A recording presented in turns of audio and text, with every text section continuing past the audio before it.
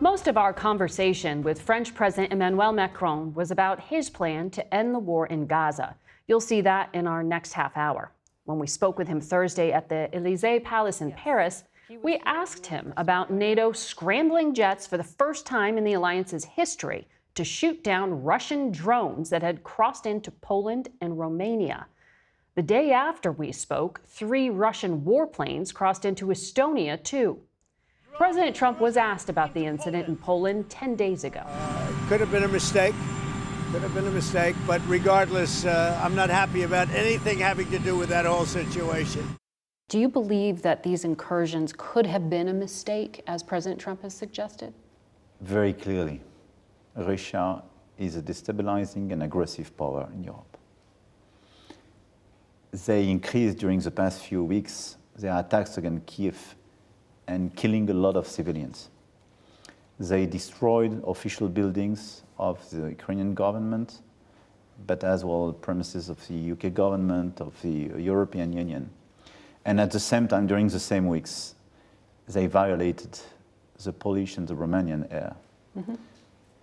There is no mistake. There is just a project which is to destroy the maximum territories of Ukraine, to have a victory in Ukraine, and just to highlight what they want, the weakness of NATO. NATO says they're still investigating. They're not as certain as you seem to be that Russia did this intentionally. Saying, I just say this is not totally. This is not a specific point. If we had a situation where they were declining or decreasing their attacks against Kyiv and on the battlefield, I could accept this argument. My point is to say it's largely beyond that. My point is to say, look at what they did during the past few weeks. So I sincerely believe that your president was committed and is committed to make peace in Ukraine. And he engaged, he took the risk to make a summit with President Putin in Anchorage, and he asked for negotiations. And I think he's right. But at the same time, I have to just to recognize that there is no clear willingness of President Putin to be sincerely engaged in such a move.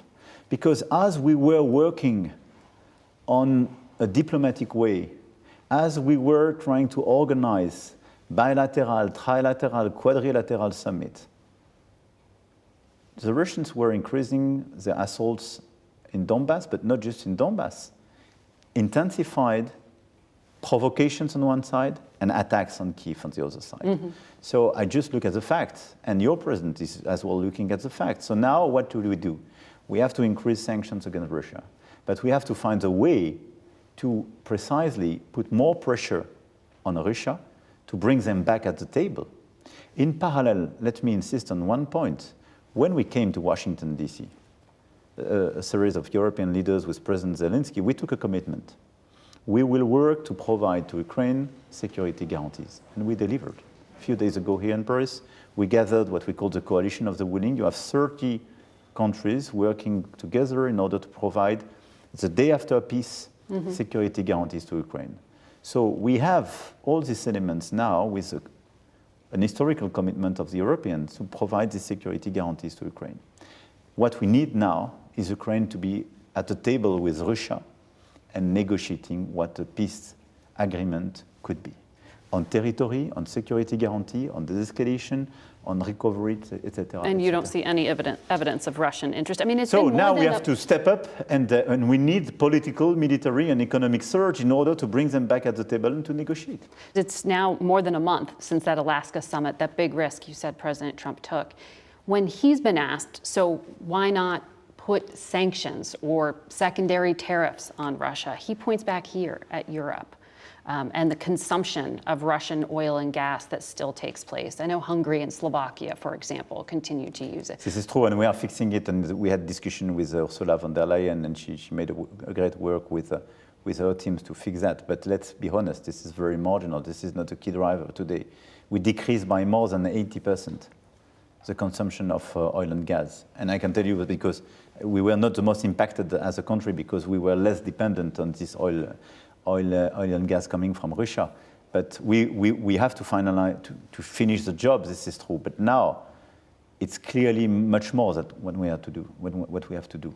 We have to step up our support to Ukraine, and we have to provide a way to better resist to the new attacks on Kyiv and civilians. What's the delay on the sanctions or tariffs then? As soon as possible.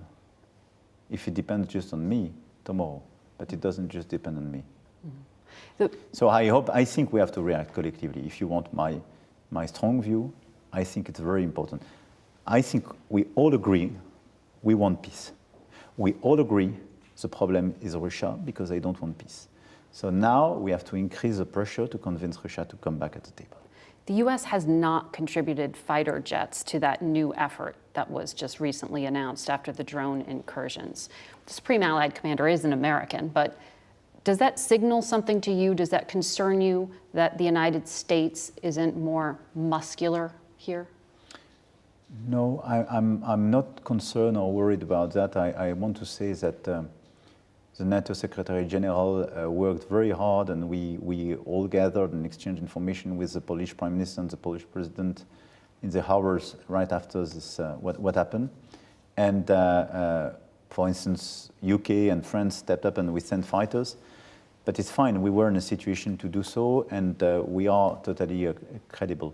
But at the same time, look at what the US is doing on the eastern flank of NATO. You are a very strong contributor and reliable partner, so I don't want to diminish this role and your commitment. And I think your president was very clear about as well his commitment to NATO. But I'm totally in line with the fact that the Europeans have to step up. I've defended for years the fact that we need more independence, more strategic autonomy in Europe, and we need a stronger European pillar.